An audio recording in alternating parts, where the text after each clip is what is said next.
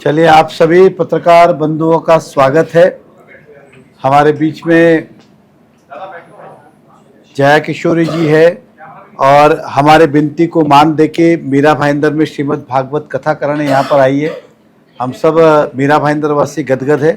हमारा मेहता परिवार भी खुशकिस्मत है कि हमें सौभाग्य प्राप्त हुआ है। तो आप सभी का भी यहाँ पे स्वागत करते हैं। मैडम जी, पहली बार मीरा भाईंदर शहर में आई है, कैसा माहौल रहा, कैसा अनुभव रहा? बहुत बहुत अच्छा रहा। और सबसे पहले तो बहुत बहुत धन्यवाद नरेंद्र मेहता जी का कि उन्होंने मुझे यहाँ बुलाया, इस कथा का आयोजन किया और मुझे इतने प्यारे भक्त देखने मिले जो इतनी बारिश में भी भीगते हुए बैठे हैं। हमें बहुत कम ऐसा मौका मिलता है कि इतनी भक्ति देखने को मिले, वरना जनरली बारिश होते ही लोग जाने की कोशिश करते हैं, पर यहाँ उसमें बैठे हैं, अपने अपने छाता लेकर आ रहे हैं कि शायद उनको पता है कि अगर हो भी गया तो उठना तो नहीं है यहाँ से। तो बहुत अच्छा लग रहा है, बहुत आनंद आ रहा है और आई होप अब आगे के दिनों में भगवान हमारा साथ दे और बारिश ना हो। मैडम, मीरा भाईंदर शहर को किस तरीके का है आपका? मतलब आप कितने बड़े जगहों पर गई है, लेकिन क्या विशेष बात मीरा भाईंदर में कुछ नजर आई है? यही जो मैंने आपसे कहा कि हमें ऐसा कमी देखने को मिलता है। बारिश में तो कोई भीगना पसंद नहीं करता, लोग अपने घर से ही फिर सोचते हैं कि हम घर से सुन लेंगे, क्योंकि ये आप YouTube पे भी अवेलेबल है कथाएं। तो ऐसा नहीं है कि ये कथा उनको बाहर नहीं मिल रही है, पर फिर भी वो आ रहे हैं और इतनी संख्या में आ रहे हैं और बैठ रहे हैं, तो ये काफ़ी अलग भक्ति है, क्योंकि रिस्पॉन्स ही उनका, इतनी दीवानगी, इतना प्यार है।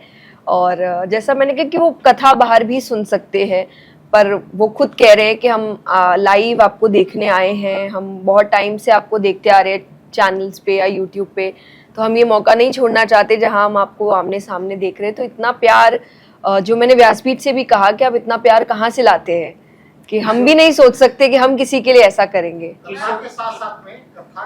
बहुत लोग लेते हैं और बहुत खराब काम करने वाले भी लेते हैं, जिनको हम बड़ी आसानी से देते हैं, पर जो अच्छा काम कर रहे हैं, धर्म फैला रहे हैं, संस्कार फैला रहे हैं, उनके लिए पता नहीं हमारे माइंडसेट में ऐसा पता नहीं किसने भर दिया कि हम चाहते हैं जो मेरी जिंदगी सुधार रहा है वो कुटिया में ही रहे, वो एक टाइम का ही खाना खाए, वो एकदम साधारण सी जिंदगी जिए, मेरी जिंदगी भले ही सुधार दे पर खुद की ना सुधारे। तो ये मुझे अलग लगता है। अगर कोई मेहनत कर रहा है, कोई शिक्षा ग्रहण कर रहा है, कोई उसके पीछे काम कर रहा है, दिन रात एक कर रहा है, इतना ट्रैवल कर रहा है, और साथ ही साथ जिनके पीछे 20-25 लोगों की टीम, जो सिर्फ टीम नहीं है, एक्चुअली 20-25 परिवार है, वो चल रहे हैं, तो ये एक अच्छी बात है। ये एक मैसेज जा रहा है जहां आप सिखा रहे लोगों को कि अगर अच्छा काम करोगे तो भी सफल हो सकते हो। जरूरी नहीं है कि आप गलत और गिरा हुआ काम करके ही आपको धन या प्रसिद्धि मिलेगी। अनुभव तो मेरा जीवन ही मुझे लगता है उनकी भक्ति का ही अनुभव है।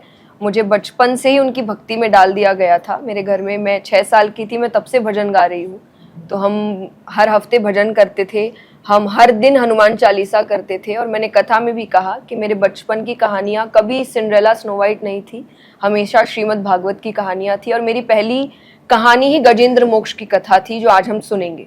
तो श्रीमद् भागवत की कथा ही मेरी जिंदगी की पहली कहानी थी। तो यही भक्ति मेरे लाइफ में, मुझे लगता है, लाइफस्टाइल है। कभी कुछ ऐसा अचानक नहीं हुआ कि चमत्कार हुआ और मेरे अंदर भक्ति जाग गई। मेरे लाइफस्टाइल ही ऐसी थी, मैं हमेशा से भगवान में लगी। जैसे कि आपने कहा कि आप भक्ति बचपन सुनती चली आ रही हैं, तो आप कौन सी उम्र में थी जब आप लोगों को भक्ति सुनाने शुरुआत की? 6 साल। मैं 6 साल की थी, मैं भजन गाना शुरू कर दिया था मैंने। हाँ जी, वो तो छोटा छोटा 10 लोग भी बैठे हमारे लोग ही होते थे कि परिवार में 6 साल। और मैंने कथा में 12 साल की थी तब किया था पहली। किशोरी जी, आजकल की भागदौड़ की जिंदगी में लोगों के पास बहुत समस्याएं हैं, उसको आप भक्ति के साथ कैसे जोड़ के बताएंगे? मैं बताती हूँ, मैं मोटिवेशनल सेशन, वो सेशन है पूरा वो आप करवाइए, जरूर बताएं। मैं मोटिवेशनल सेशंस करती हूँ 1 घंटे के।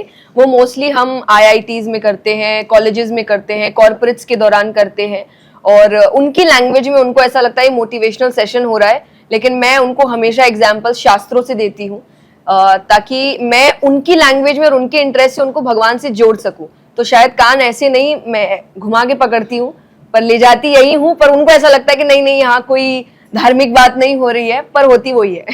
तो इस तरीके आपकी शादी को लेकर कुछ ना कुछ चर्चा होती रहती है कि खुशखबरी कब मिलेगी? नहीं मिलेगी, अभी बहुत टाइम है। जब मिलेगी बता देंगे। एक सवाल साधु ये है संत ऐसे होते हैं जो कि धर्म के नाम पे प्रचार तो करते हैं, लेकिन साथ ही किसी और को क्रिटिसाइज भी करते हैं। तो इस तरीके के जो है धर्म में कुछ साधु संत, उनके बारे में आपकी क्या राय है? कोई राय नहीं इस है। तरीके के जो व्यवहार करते हैं और जो वचन वो ये लोग पब्लिक के अंदर इस तरीके की जो स्पीच देते हैं, हेट स्पीच जिसे कहा जाए, उन लोगों को आपकी क्या सलाह है? नहीं, मेरी कोई सलाह नहीं है, क्योंकि मेरी सलाह शायद फिर मेरी बात से है, मैं दूसरों के ऊपर बात नहीं करती। मेरी एक है कि मैं दूसरों पे कभी बात नहीं करती। आप कथा भी वाचनिक मोटिवेशन स्पीकर भी हैं। आज के युवा उनके लिए क्या संदेश देंगे जो धार्मिक और अध्यात्म के और नहीं है? उनके लिए आपका क्या संदेश होगा? मुझे सुनिए, फॉलो माय पेज। बहुत सारे मैडम जी, आप देश विदेश में जाती हैं, वहाँ के आयोजन और नेताजी ने जो आयोजन किया है, कैसा अनुभव रहा इनके आयोजन में और वहाँ के कैसा? देखिए, कंपेयर तो किसी को ही नहीं करना चाहिए, सबका आयोजन बहुत सुंदर है। पर जैसा मैंने कहा, मैं बहुत खुशनसीब हूँ कि इन्होंने मुझे बुलाया इतने प्यारे भक्तों के बीच, और मैं चाहूंगी कि ये मुझे अगले वर्ष भी बुलाएं, ताकि थोड़ा मौसम और साथ दे और मैं और ज्यादा इन भक्तों के रूबरू हो सकूं। लेकिन फिर भी बहुत बहुत धन्यवाद, इतनी सुंदर कथा, इतना सुंदर आयोजन, इतना भव्य पंडाल, इतने भक्त, और एक डर भी लगा रहता है कि अगर इतने भक्त आएंगे तो उनका अरेंजमेंट कैसे होगा। पर इतना भरोसा और विश्वास भगवान पे रखा, और शायद लोग इनके विश्वास को ही पूरा करके इस बारिश में भी आ रहे हैं। तो बहुत बहुत धन्यवाद अगेन मुझे बुलाने के लिए। राष्ट्र संत हो, धर्म गुरु हो या कथावाचक हो, इनका काम होता है धर्म का प्रचार प्रसार करना।